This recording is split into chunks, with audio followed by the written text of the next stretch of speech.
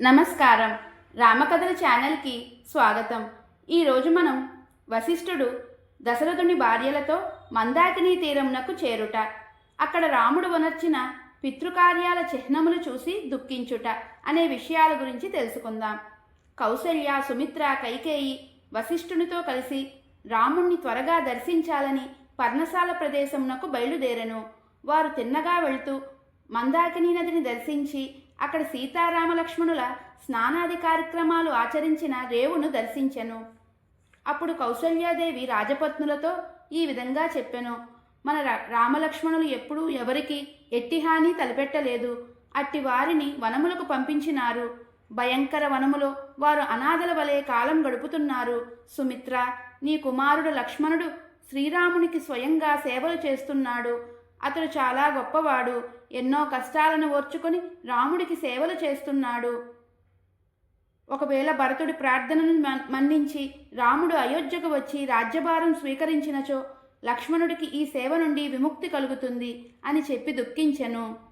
పిమ్మట కౌసల్యాదేవి క్రమంగా ముందుకు సాగుతూ భూమిపై దర్భల మీద శ్రీరాముడు పెట్టిన గారపిండి పిండములను చూసెను. అప్పుడు ఆమె ఎంతో దుఃఖంతో, సోదరీమణుల్లారా, రాముడు తన తండ్రి దశరథుణ్ణి ఉద్దేశించి పిండములను సమర్పించెను. అంతటి మహారాజుకు ఇది తగిన భోజనం అని నేను అనుకోను. ఈ విషయం మన మనసుకు చాలా బాధ కలిగిస్తుంది. మానవులు తాము భుజించే ఆహారమునే దేవతలకు నైవేద్యంగా సమర్పిస్తారు. అది నాకు సత్యమే అనిపిస్తుంది. ఈ విధంగా దుఃఖిస్తూ కౌసల్యాదేవి రాముని ఆశ్రమమునకు చేరింది. సమస్త భోగములు విడిచి వనవాస దీక్షలో ఉన్న రాముణ్ణి చూసి తల్లులందరూ కన్నీరు మున్నీరుగా ఏడ్చిరి. వారిని చూసిన రాముడు తన ఆసనం నుండి లేచి వారి పాదములకు నమస్కరించెను. పిమ్మట ఆ రాజమాతలు తమ చల్లని చేతులతో శ్రీరాముని వీపుపై నిమురుచు అందరి ధూళిని తొలగించిరి. లక్ష్మణుడు కూడా తమ తల్లులకు నమస్కరించెను. తరువాత సీతాదేవి తన అత్తగారులను చూసి కన్నీరు గార్చెను. వారికి నమస్కరించెను. వెంటనే సీతాదేవితో కౌసల్య, అమ్మా సీత, నీవు జనక మహారాజు కుమార్తెవు, దశరథుని పెద్ద కోడలివి, శ్రీరాముని ధర్మపత్నివి. అట్టి నీకు తీవ్రమైన దుఃఖం ప్రాప్తించింది. నీ ముఖము ఎండ తీవ్రతకు వాడిపోయిన కమలం వలె ఉండెను. నిన్ను ఈ విధంగా చూస్తూ ఉంటే నా మనసు చాలా దహించిపోతుంది అని విలపించెను.